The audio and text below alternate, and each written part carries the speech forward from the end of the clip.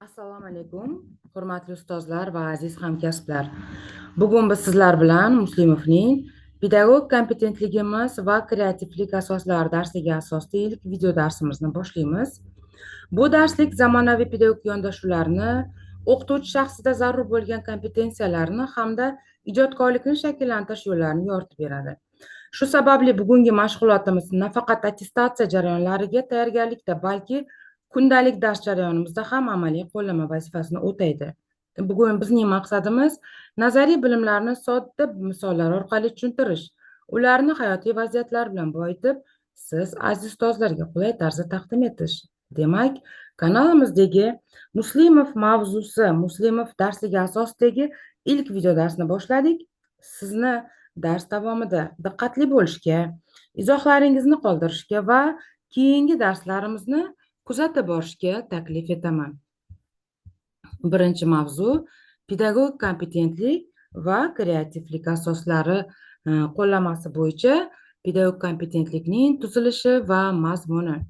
Avvalo, sizlar bilan kompetentlik, qobiliyat mavzusida va kasbiy kompetentlik tushunchalari ustida to'xtalib o'tadigan bo'lsak, kompetentlik inglizcha kompetensiya, qobiliyat, ya'ni faoliyatda nazariy bilimlardan samarali foydalanish, yuqori darajadagi kasbiy malaka, mahorat va iqtidorni namoyon eta olish ekan.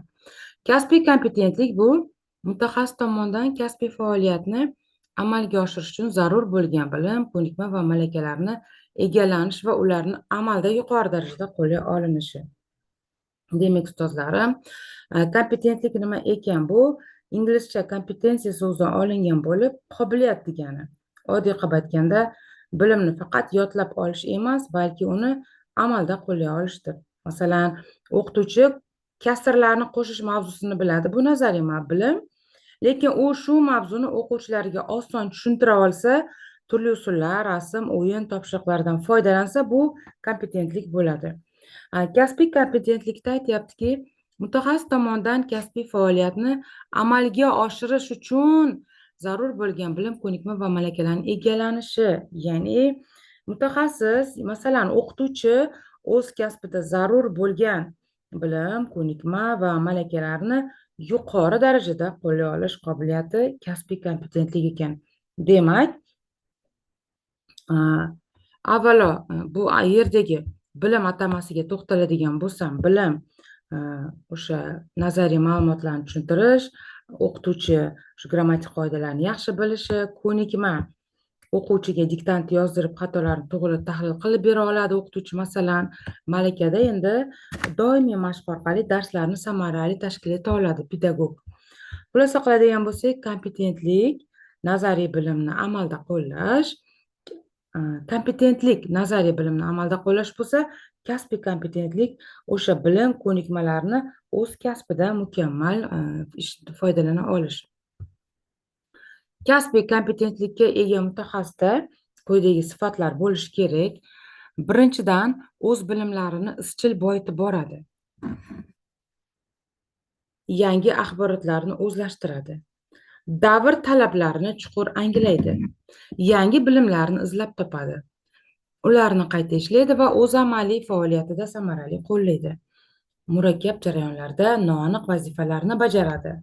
Bir-biriga zid ma'lumotlardan foydalanishda kutilmagan vaziyatda harakat rejasiga ega bo'la oladi. Demak, murakkab jarayonlarda noaniq vazifalarni bajaradi va bir-biriga zid ma'lumotlarni foydalanishda kutilmagan vaziyatda harakat rejasiga ega bo'la oladi. Mana shu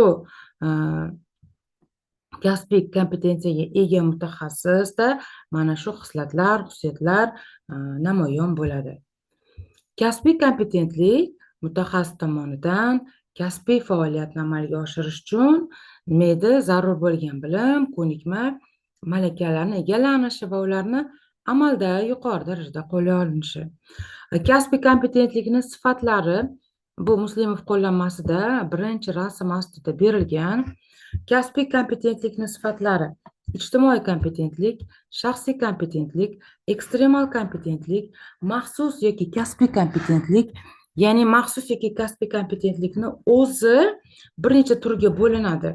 Psixologik, metodik, informatsion, kreativ, innovatsion, kommunikativ va boshqa kompetentliklarga hamda texnologik kompetentlik.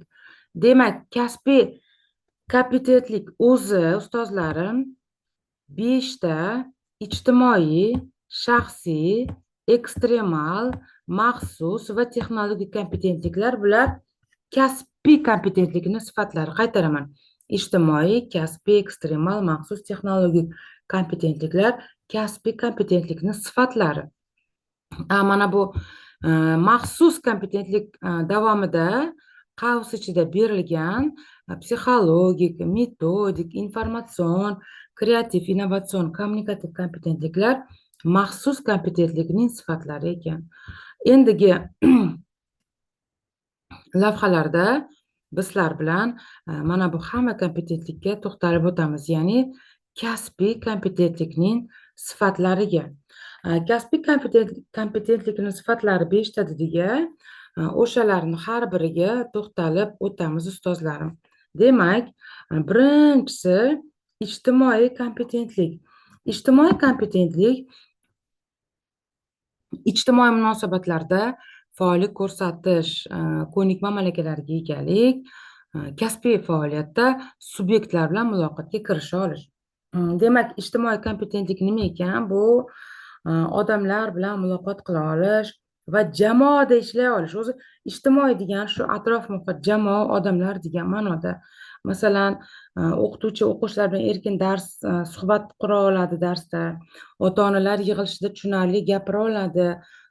Hammani ishonchiga kira oladi. Demak, hurmatli ustozlar, ijtimoiy kompetentlik ijtimoiy munosabatlarda faollik ko'rsatish, ko'nikma malakalarga egalik, kasbiy faoliyatda subyektlar bilan muloqot. Ijtimoiy kompetentlikka kalt so'zimiz subyektlar bilan muloqot. Mana shuni kalt so'z qilib olamiz ustozlarim. Shaxsiy kompetentlik. Shaxsiy kompetentlik bu izchil ravishda kasbiy o'sishga erishish, malaka darajasini oshirib borish, kasbiy faoliyatda o'z ichki imkoniyatlarini namoyon qilish. Ya'ni shaxsiy kompetentligimiz bu o'z ustida ishlashi, o'zini rivojlantirishi va ichki imkoniyatini ochishi. Masalan, o'qituvchi har yili yangi metodikalarni o'rganib, darsni yangilab boradi, yangi kitob o'qib, uni darsda qo'llay oladi. Shaxsiy kompetentlikka kalt so'z o'z ichki imkoniyatlar. Ya'ni shaxsiy bo'ladida o'zining ichki imkoniyatlari deb eslab qolamiz. Texnologik kompetentlik kasbiy pedagog bilim ko'nikma malakalarini boyitadigan, ilg'or texnologiyalarni o'zlashtirib, zamonaviy vosita, texnika va texnologiyalardan foydalana oladi. Texnologik kompetentlik bu texnika va zamonaviy vositalardan foydalana olish. Masalan, o'qituvchi PowerPointda taqdimot qila olsa, Zoom orqali onlayn dars o'ta olsa, interaktiv doskadan foydalanib darsni qiziqarli qila olishi bu texnologik kompetentlik ekan. Texnologik kompetentlikka zamonaviy vosita, texnika va texnologiyalarni kalt so'z qilib olamiz. Ekstremal kompetentlik bu favqulodda vaziyatlar, tabiiy ofatlar, texnologik jarayon ishdan chiqqanda, pedagogik nizolar yuzaga kelganda oqilona qaror qabul qilish, to'g'ri harakatlanish malakasiga egalik. Demak, ekstremal kompetentligimiz bu kutilmagan vaziyatlarda to'g'ri qaror qabul qilish. Ya'ni favqulodda vaziyatlarda ekstremalga favqulodda vaziyatlarni kalt so'z qilib olamiz. Kutilmagan o'sha yong'in xavfi paydo bo'lib qolsa, bolalarni tartibli olib chiqib keta olishi, qanaqadir mana shu favqulodda vaziyatlarda. Keyingisi maxsus kompetentlik. Maxsus kompetentlik bu kasbiy pedagogik faoliyatni tashkil etishga tayyorlanish, kasbiy pedagogik vazifalarni adolatli, oqilona hal qilish, faoliyat natijalarini real baholash, bilim ko'nikma malakalarini rivojlantirib borish bo'lib, bu kompetentlik negizida psixologik, metodik, informatsion, kreativ, innovatsion va kommunikativ kompetentlik ko'zga tashlanadi. Demak, ustozlarim, yuqorida sizga aytib o'tgan edim, aynan maxsus kompetentlikni bir necha mana qavs orqasida berilgan, mana shuni o'zi bir necha kompetentlikka bo'linadi degan edim. Mana qoidasida ham shu haqda berilgan. Keyingi lavhalarda albatta maxsus kompetentlikni hamma kompetentligini ko'rib chiqamiz. Undan oldin o'ziga to'xtalib o'tsak, demak, maxsus kompetentlik nima ekan? Bu o'qituvchining o'z kasbiy pedagogik faoliyatini tartibli va oqilona tashkil eta olishi, natijalarni real baholay olishi va o'z ishini uzluksiz rivojlantira olishi. Masalan, o'qituvchi faqat dars bilan cheklanmaydida, balki darsdan oldin puxta tayyorlanadi, darsda o'quvchilarning bilimini real baholaydi, o'z faoliyatini tahlil qilib, kamchiliklarni to'g'rilaydi, yangiliklarni joriy qiladi, innovatsiya, kreativ yondashuvlarni. Xulosa qiladigan bo'lsak, bular hammasi kasbiy kompetentlikning sifatlari edi. Demak, o'qituvchidan faqat bilim beruvchi, balki odamlar bilan muloqot qiluvchi, mana ijtimoiy kompetentlik, o'z ustida ishlovchi shaxsiy kompetentlik, texnologiyalardan foydalanadigan texnologik kompetentlik va kutilmagan holatlarda oqilona reja qabul qiladigan ekstremal kompetentlik va albatta o'sha maxsus kompetentlikka o'qituvchini psixologik, metodik, innovatsion, kommunikativ qobiliyatlarni birlashtiradigan yuksak darajadagi kasbiy mahorat ekan. Endi maxsus kompetentlikni har bir sifatiga alohida to'xtalib o'tadigan bo'lsak, ustozlarim bularni hamma hozirgi aytayotgan ma'lumotlarim, mana bundan keyingi mana bu ma'lumotlar ham hammasi attestatsiyada tushgan, har birini qoidasi tushgan. Shuning uchun juda ham diqqatli bo'lib kuzatishingizni so'rab qolgan bo'lar edim. Psixologik kompetentlik nima? Psixologik kompetentlik bu pedagogik jarayonda sog'lom psixologik muhitni yarata olishi, talabalar va ta'lim jarayonini boshqa ishtirokchilar bilan ijobiy muloqotni tashkil etish, turli salbiy psixologik ziddiyatlarni o'z vaqtida anglay olishi va bartaraf eta olishi. Demak, psixologik kompetentlik nima ekan? Bu dars jarayonida psixologik muhit yaratish ekan, salbiy vaziyatlarni boshqarib, masalan, agar sinfda ikkita o'quvchi janjallashib qolsa, o'qituvchi shu vaziyatni tinchlantirib, ularni yarashtira oladi yoki qanaqadir o'sha to'polonchi o'quvchilarni boshqara oladi. Demak, psixologik kompetentlikka jarayonda sog'lom psixologik muhitni yaratishni kal so'z qilib olamiz.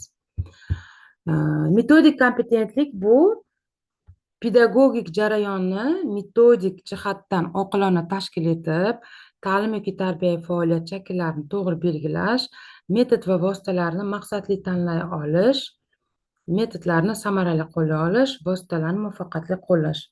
Metodik kompetentlik, demak, ustozlarim, bu metodik jihatdan oqilona qaror tashkil etar ekan, to'g'ri usul va vosita tanlar ekan mavzuga. Masalan, o'sha matematikada kasrlar mavzusini oddiygina qoida aytib emas, balki rasm, qo'lda o'ynaladigan topshiriqlar bilan tushuntirish. Metodik kompetentlikka metodik jihatdan oqilona tashkil etishni kal so'z qilib olamiz. Informatsion kompetentlik bu axborot muhitida zarur, muhim, kerakli ma'lumotlarni izlash, yig'ish, saralash, qayta ishlash va ulardan maqsadli, o'rinli, samarali foydalanish.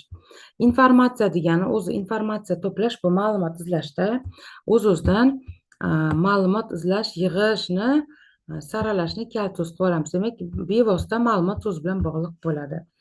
Informatsion kompetentlik shu kerakli ma'lumotlarni izlab, yig'ib, saralab, undan samarali foydalanish. Masalan, o'qituvchi dars uchun internetdan rasmlar, videolar topib, uni darsda qo'llashi. Kreativ kompetentlik pedagogik faoliyatda nisbatan tanqidiy va ijodiy yondashish, o'zini ijodkorlik malakalariga egaligini namoyish eta oladi. Demak, kreativ kompetentlik bu tanqidiy va ijodiy yondashuv, yangicha fikrlash.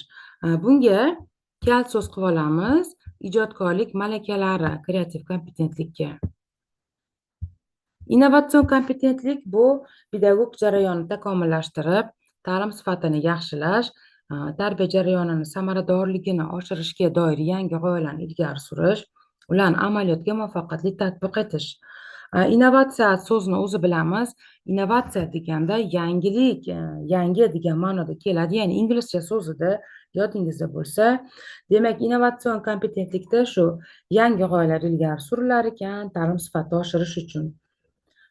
Bunda yangi g'oyalar so'zini kalso'z qilib olamiz innovatsion kompetentlikda.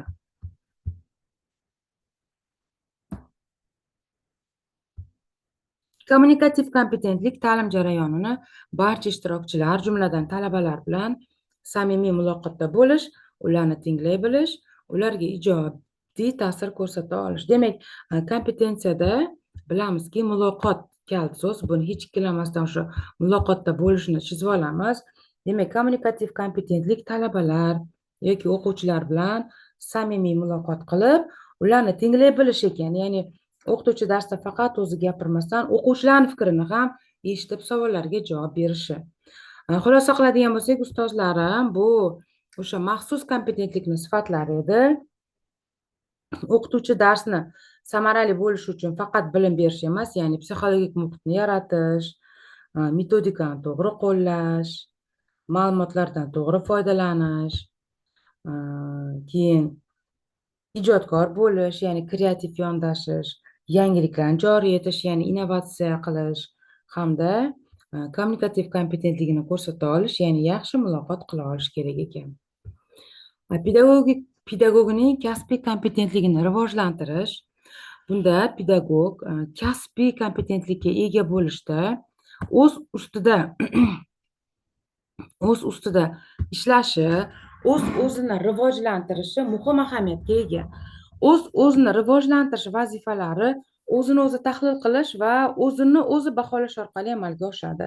Demak, pedagogning kasbiy kompetentligini rivojlantirish uchun o'sha kasbiy kompetentlikka ega bo'lishda o'zini ustida ishlash kerak ekan, o'zini o'zi rivojlantirish kerak ekan va o'zini o'zi rivojlantirish vazifalarini tahlil qila olish kerak ekan. O'z ustida ishlash bu nima? O'z ustida ishlash bu shaxs yoki mutaxassis tomonidan o'zini ijtimoiy hamda kasbiy jihatdan rivojlantirish, kamolotga erishish yo'lida maqsadli, izchil, tizimli harakatlarni tashkil etishi. Mutaxassis o'z ustida ishlashi quyidagilarda ko'rinadi. Kasbiy bilim ko'nikmalarini takomillashtirish, faoliyatda tanqidiy va ijodiy yondashish,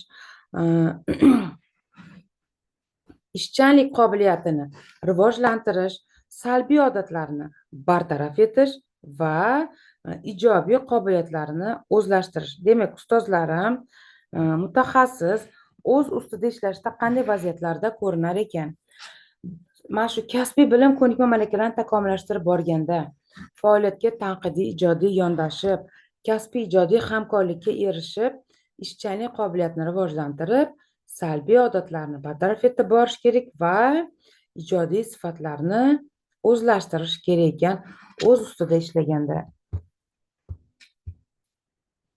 Pedagogni o'z ustida ishlash bosqichlari bu ham attestatsiyada tushgan ma'lumotlardan, ya'ni bu qanday tartibda tushgan edi? Bu o'sha 1, 2, 3, 4, 5 bosqichlarni o'rinlari almashtirib berilgan edi.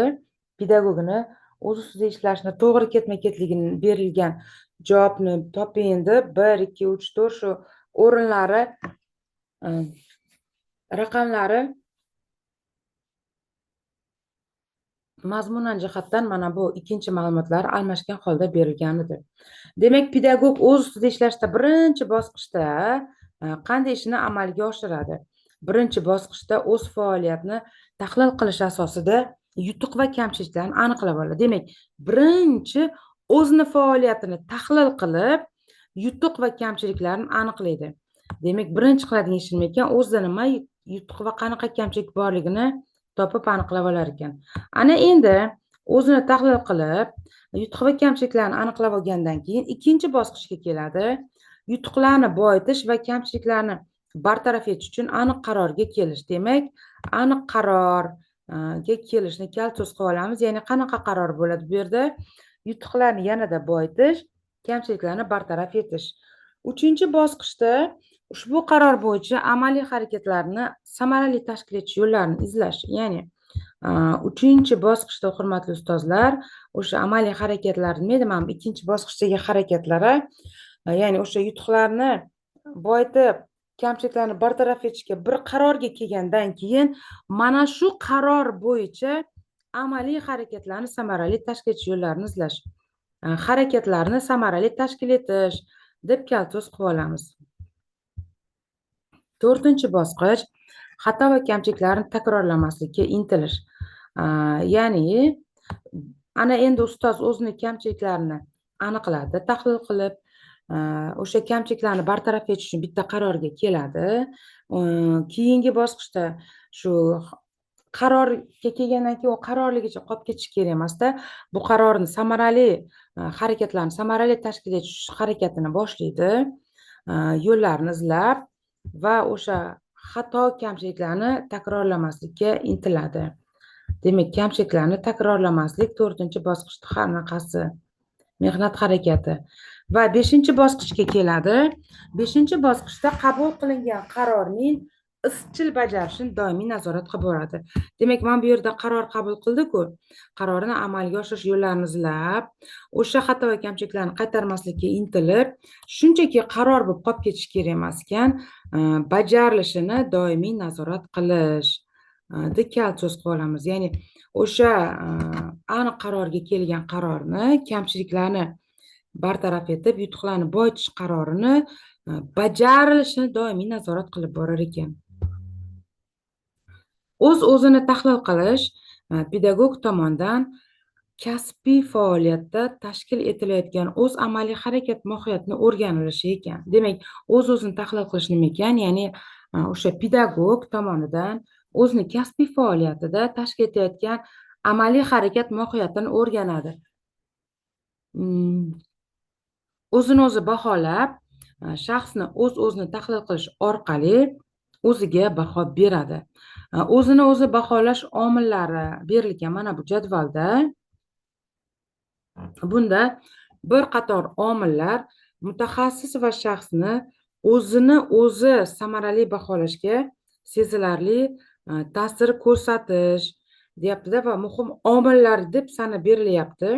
E'tibor berasiz. Muhim omillar: birinchisi o'zini tushunish, ikkinchisi o'zini tushunish va o'zi haqida aniq ma'lumotlarga ega bo'lish kerak ekan. Ikkinchisi shaxs sifatida o'z qadr-qimmatini anglab, o'zi to'g'risidagi ijobiy ma'lumotlarni to'plash. Demak, birinchida o'zini tushunib, inson haqida, bu inson o'zi haqida aniq ma'lumotga ega bo'lgandan keyin, ikkinchi bosqichda endi o'zini hurmat qilib, ijobiy fazilatlarga qadrlash kerak. Masalan, men sinfimdagi bolalarni yaxshi tarbiyalayapman, ular menga ishonadi deb o'zini o'zi qadrlash. Va nihoyat o'zini o'zi nazorat qilishda bunda o'zi to'g'risidagi shaxsiy fikrni atrofdagilar tomonidan unga berilayotgan bahoga mos kelish. Ya'ni har bir pedagog o'zini o'zi nazorat qilganda sizni, masalan, o'zingizdagi fikringiz atrofdagilarni sizni berayotgan fikri bilan to'g'ri bo'lsa, demak, o'zingizni o'zingiz nazorat qilishingiz to'g'ri bo'lar ekan. Bu o'zini hurmat, bu o'zini o'z fikrini atrofdagilarga bergan bahoga solishtira olish. Masalan, o'qituvchi men darsni yaxshi o'toldim deb o'ylaydi, lekin boshqa o'quvchi, hamkasblar unday fikrda bo'lmasa, bu noto'g'ri fikr bo'ladi. Demak, agar boshqalar ham shunaqa fikr bersa, unda fikri to'g'ri bo'ladi. Agar qanaqadir farqi bo'lsa, o'zini tahlil qilib, xatosini to'g'rilash kerak bo'lar ekan. Demak, har bir pedagog o'zini samarali baholash uchun o'zini yaxshi tanish kerak, o'z qadr-qimmatini anglash kerak va o'z fikrini boshqalarning bahosi bilan solishtirib borish kerak ekan. O'zini o'zi rivojlantirish bu shaxsni o'zida kasbiy tajriba, malaka va mahoratni takomillashtirish yo'lida aniq va puxta o'ylangan vazifalar asosida mustaqil ravishda amaliy harakatlarni tashkil etish. Ya'ni o'sha pedagog o'zidagi kasbiy tajribalarni, malaka va mahoratni takomillashtirish, rivojlantirish yo'lida aniq maqsad va puxta o'ylangan vazifalar asosida e'tibor berasiz, mustaqil ravishda amaliy harakatlarni tashkil etar ekan. Individual rivojlanish dasturi nima? Va pedagog tomonidan ishlab chiqiladigan individual rivojlanish dasturidagi tarkibiy elementlar. Individual rivojlanish dasturi qisqartmasi IRD deb berilyapti. Har bir shaxs yoki mutaxassisni o'zida ma'lum bir sifat, bilim, ko'nikma, malaka, kasbiy kompetentlikni shakllantirish, rivojlantirish ehtiyojlari asosida ishlab chiqilgan shaxsiy amaliy xarakterdagi dastur. Ya'ni har bir o'qituvchi yoki mutaxassisni o'zini rivojlantirish rejasi bo'ladi. Ya'ni kimdir qanday bilim ko'nikmaga ega-yu, qaysi sohada kamchiligi bor, ya'ni o'sish kerakligini aniqlab, shunga qarab o'z ustida ishlash dasturini tuzadi. Individual rivojlanish dasturi quyidagi tarkibiy elementlardan tashkil topgan ekan. Birinchidan, pedagog bilimlarga ega bo'lishi, keyin psixologik bilimlar,